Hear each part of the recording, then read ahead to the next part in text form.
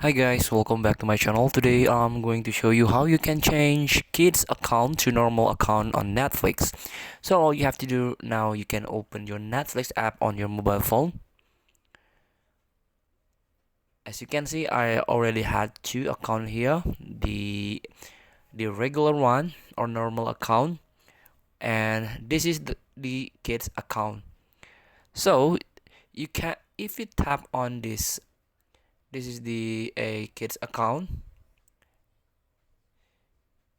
You can tap on this profile picture and manage the profile.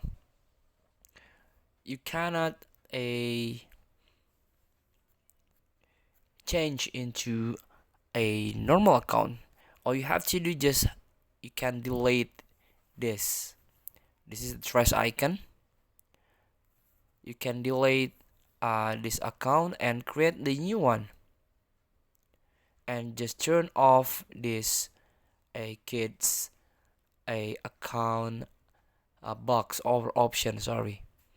So feel free to try. Thank you for watching. Don't forget to comment, like, and subscribe, and also click the button below. See you in the next video.